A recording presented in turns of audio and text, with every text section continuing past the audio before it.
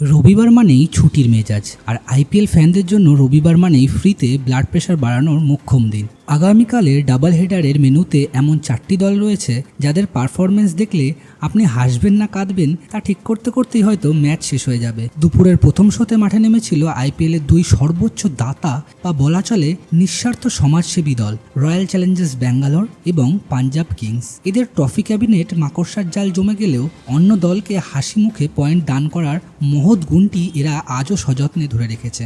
RCB ফ্যানরা যেখানে প্রতিবারের মতো এবারও ম্যাচ শুরুর আগেই ক্যালকুলেটর নিয়ে যদি আর কিন্তু এর হিসাব কষতে বসে পড়েছেন, সেখানে পাঞ্জাব ফ্যানরা হয়তো এই দুশ্চিন্তায় আছেন যে কাল সকালে ঘুম থেকে উঠে আবার টিমের নতুন কোনো কোচ বা অধিনায়কের নাম শুনতে হবে কিনা। আর সন্ধ্যের প্রাইম টাইমে সেখানে লড়বে এমন দুই দল যাদের সমীকরণ আরও অদ্ভুত। একদিকে 15 বছর আগের 2008 সালের নস্টালজিয়া আটকে থাকা রাজস্থান রয়্যালস, যারা প্রথম আসরের সেই ট্রফিটি দেখিয়েই পুরো একটা যুগ পার করে দিচ্ছে, আর অন্যদিকে দিল্লি ক্যাপিটালস, যাদের টিমের অবস্থা ঠিক দিল্লির কুখ্যাত ট্রাফিক জ্যামের মতোই, ভীষণ আওয়াজ, প্রবল হুড়োহুড়ি, কিন্তু টুর্নামেন্টের শেষে পয়েন্ট টেবিলের গাড়ি সেই এক জায়গাতেই দাঁড়িয়ে। চলুন আইপিএলের ট্র্যাজেডি কমেডি জোড়া ম্যাচের এক মজাদার বিশ্লেষণ করা যাক। টসে হেরে ব্যাট করতে নেমে আরসিবির টপ অর্ডার বরাবরের মতোই নিজেদের কাজটা ঠিকঠাক করছিল। পাওয়ার প্লেতে রান রেট 9-এর ওপর রাখা এবং মিডিল ওভারে স্ট্রাইক রোটেট করা সবই ছিল নিখুঁত। কিন্তু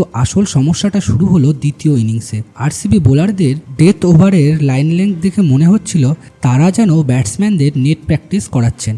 ওয়াইড ইয়র্কার করতে গিয়ে একের পর এক ফুল টস দিয়ে তারা প্রমাণ করে দিলেন যে তাদের বোলিং ইকোনমি আর দেশের মুদ্রাস্ফীতি দুটোই সর্বসময় ঊর্ধ্বমুখী। পাঞ্জাব কিংসের রান তাড়া করার শুরুটা হয়েছিল একেবারে রকেটের গতিতে। স্পিনারদের বিরুদ্ধে তাদের মিডল অর্ডারের অ্যাটাক ছিল ট্যাকটিক্যালি ব্রিলিয়েন্ট, কিন্তু ঠিক যখন মনে হচ্ছে পাঞ্জাব ম্যাচটা পকেটে পুরে নিয়েছে, তখনই শুরু হলো তাদের সিগনেচার চোকিং। কোনো দরকার ছাড়াই রিভার্স সুইপ বা স্লগ করতে গিয়ে উইকেট ছুড়ে দিয়ে আসাটা যেন তাদের অলিখিত নিয়ম।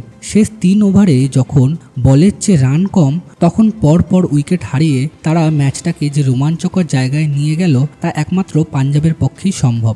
এরপর সন্ধ্যার ম্যাচে দিল্লির অরুণ জেটলি স্টেডিয়ামে আশা করা হয়েছিল এক হাড্ডাহাড্ডি লড়াইয়ের, কিন্তু দিল্লি ক্যাপিটালসের ব্যাটিং লাইন আপ গতকাল ঠিক দিল্লির কুখ্যাত আইটিও ট্রাফিক জ্যামের মতোই আটকে রইল।